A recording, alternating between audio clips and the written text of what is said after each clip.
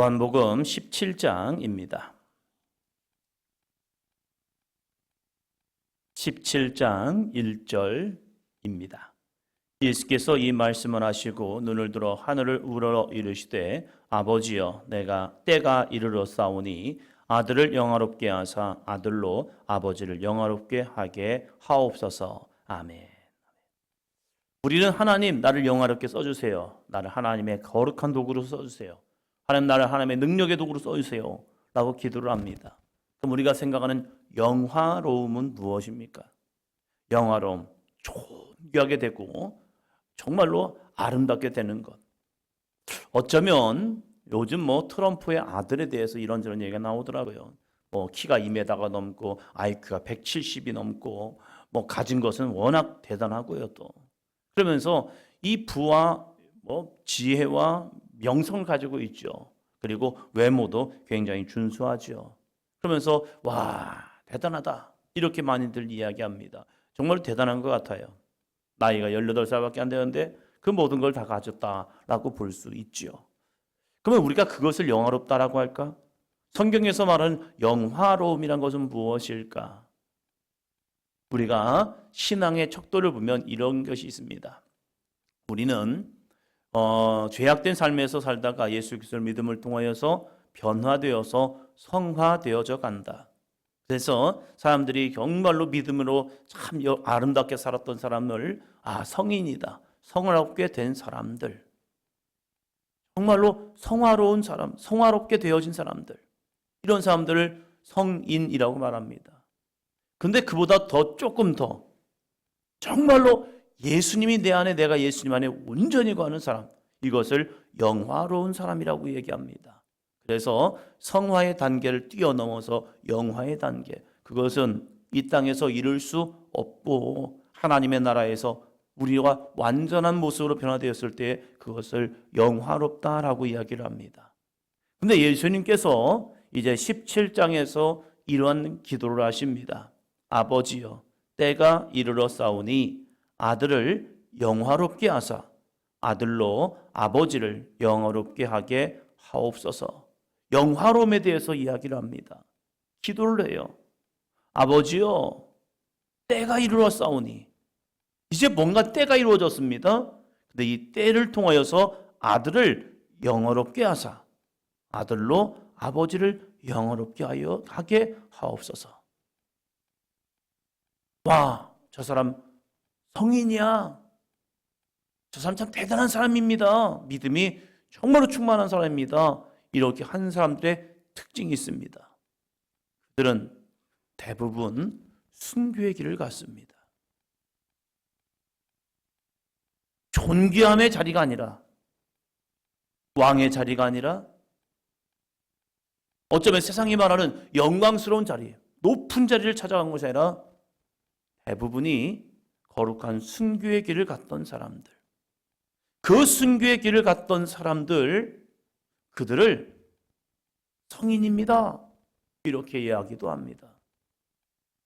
가톨릭에서 말하는 김대건 신부, 한국의 최초 신부가 되었고 그리고 거룩한 순교의 길을 갔기 때문에 그가 가톨릭에서는 성인이다.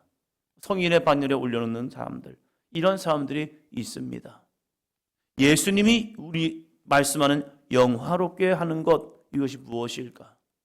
아버지를 영화롭게 하고 또한 아들을 영화롭게 하여 주시옵소서라고 기도하는 그 영화로움은 무엇일까? 예수님이 여기서 기도하는 이 기도는요, 바로 십자가의 길입니다. 우리가 생각하는 화려하고 아름답고 높은 자리가 아니라 어쩌면 가장 처참한 자리, 가장 힘든 자리, 가장 어려운 자리, 그곳을 예수님은 기도로 승리하고 그 길을 갑니다.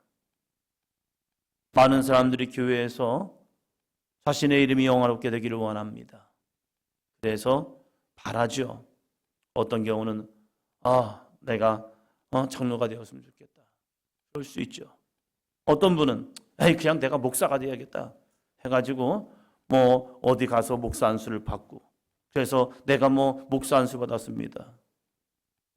정말 알지도 못하는 곳에 가서 목사를 받고 와서 목사입니다 라고 이야기하고, 그 목회를 합니까? 라고 할 때 목회를 안 해요. 그런데 자신은 목사가 된 거예요. 왜요? 목사가 되면 영화롭게 되는 줄 알기 때문에 그렇죠. 교회에서 직분을 받으면 내가 영화롭게 되었어, 내가 그래서 누구야? 라고 이야기합니다. 저는 신학교 1학년 때 저희 교수님을 통해 들었던 말씀이 평생에 잊혀지지 않는 말씀이기도 해요. 그분이 미국에 가서 공부하실 때에 한 자매가 그 목사님에게 이러한 질문을 던졌다고 합니다. 당신 거듭나셨습니까?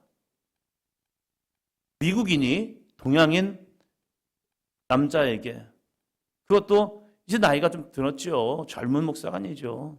목사 안수 받고 가는 거니까요. 그래도 30대 초반인 되겠죠. 그런 목사에게 당신 거듭났습니까? 질문했을 때 이 교수님 말씀이 그래요. 기분 나빴다고.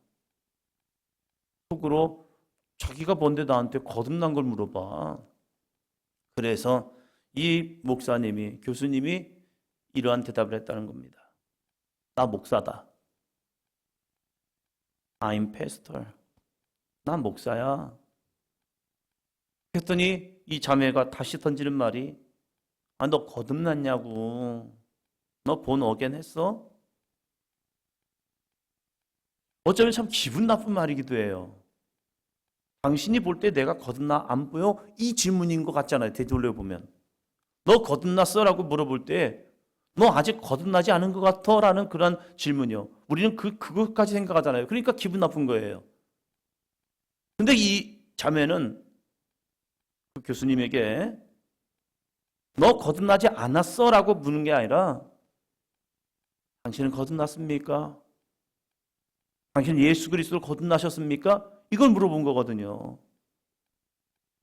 근데 자신이 받을 때는 너 거듭나지 않은 것 같은데 너 거듭난 거 맞아? 이렇게 받아들이고 있는 거예요. 그러니까 그 질문을 받는 그분은 기분 나빴던 거예요. 그래서 두 번째도 목사라니까 왜 나한테 그따위 질문해? 이런 마음이죠. 또다시 묻더랍니다. 당신 거듭났어? 그럴 때에 그의 뒤통수를 망치로 탁 때리는 그러한 하나님의 거룩한 음성이 들려진 거예요. 목사가 중요한 게 아니라 내가 거듭난 게 중요한 거구나.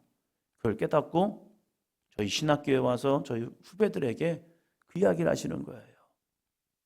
여러분, 신학을 하고 목회를 하고 전도사가 되고 목사가 되는 것보다 더 중요한 것은 여러분이 정말로 예수 그리스도로 거듭나는 게 중요합니다. 이것을 신학교 1학년 때 들으면서 맞아. 목사는 때가 되면 받을 수 있어요. 내가 신학을 졸업하고 목회자가 되기 위해서 노력하고 애쓰면 될 수는 있어요. 그러나 거듭남이란 것은 내가 죽어야 다시 예수님의 사람으로 거듭난다는 사실이죠. 죽어야만 날 수 있는 것이 거듭남이라는 겁니다. 그런데 거듭남이 왜 중요하느냐? 거듭나지 아니하면 하나님의 나라를 볼 수 없다고 얘기합니다. 우리들의 삶이 마찬가지죠. 영어롭게 되는 것이 교회에서도 어느 순간에 높아지는 거라는 거예요. 아니요. 높아지는 것이 아니라 정말로 순종의 자리, 십자가의 길을 가는 것이 정말로 아름다운 영화로움이거든요. 교회에서 직분을 지은 이유가 있습니다. 집사의 직분을 주고 권사의 직분을 주고 장로의 직분을 주는 이유가 있습니다. 왜요? 영화롭게 하려고요. 영화롭게가 무엇입니까? 영화롭게는 교인들의 가운데서 높아지는 것이 아니라 집사관님이 되면 일을 하고 권사님이 되면 더 많은 충성을 하고 장로님이 되면 더 아름다운 헌신을 하는 거예요. 내가 장로인데 내가 권사인데 이게 아니라 순종의 자리, 헌신의 자리, 기도의 자리를 지키고 남들이 하지 않는 일 속에서 정말로 교회를 위해서 함께 기도하고 낙심자를 신방해주고 그리고 그들을 건면해주고 일으켜주는 것, 그래서 하나님의 말씀에 순종하는 믿음의 삶, 목사와 대적하는 것이 장로가 아니라 정말로 목사님의 좋은 헌신자가 되고 충성자가 되고 마음을 알아주어서 교인들이 오해할 때 아니에요. 이 마음이잖아요. 이 뜻이잖아요. 함께 가야지요. 불순종하지 마시고 함께 순종의 길을 갑시다. 내 뜻과 내 생각이 달라도 함께 갑시다 라고 끌어줄 수 있는 것, 이것이 중직자의 삶이죠. 그런데 영화로움이, 세상의 영화로움과 교회의 영화로움이 같아지기 시작하는 거예요. 섬기는 자의 자리가 아니라 뭔가를 지시하고, 내가 이제는 이만큼 신앙을 알았고 믿음을 알았기에 이제는 내 생각이 더 앞서는 모습으로 교회가 움직이는 순간 교회는 세상적으로 더 무너지고 타락해지는 교회가 되고 있다는 사실이죠.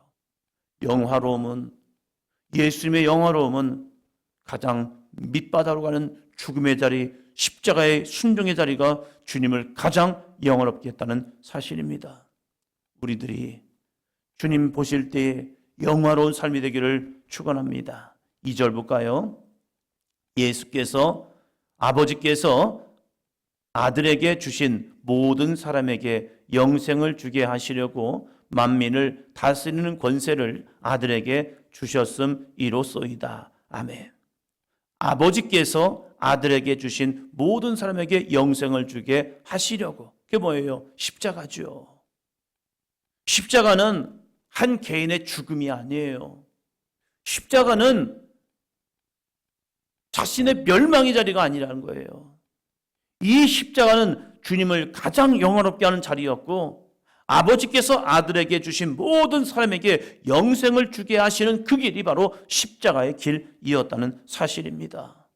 우리에게 맡겨진 십자가, 나를 죽이는 게 아니라, 나를 넘어지게 하는 것이 아니라 나를 힘들게 하는 장소는 될 수 있지만 그 길을 갈 때에 정말로 가장 아름다운 영광의 길, 영화로운 길이 될 줄로 믿습니다. 우리에게 맡겨진 이 길, 힘들고 어려운 길입니다. 그래서 기도하지 아니하면 갈 수 없는 길이죠. 2025년도 우리가 살아갈 때 때로는 힘든 길도 있습니다. 어려운 길도 있습니다. 그러나 우리가 그때 기억해야 합니다. 왜 주님, 나를 왜 힘들게 하기 위해서 이러세요? 왜 나를 이렇게 어렵게 만드세요? 왜 나를 이렇게 피곤하게 만드세요? 이게 아니라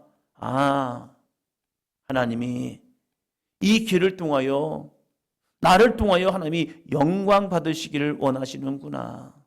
내가 이 길을 갈 때에, 내가 하지 못하는 이 순종을 할 때에 하나님이 영광 받으시고 나를 영원롭게 하시는구나.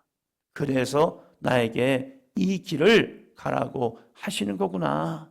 그래서 예수님처럼 겟세마네 기도의 삶처럼 나의 원대로 마시옵고 아버지의 원대로 하옵소서라고 하면서 그 길을 감을 통하여 정말로 하나님의 이름이 영광을 받으시고 우리의 삶이 영화롭게 되기를 축원합니다.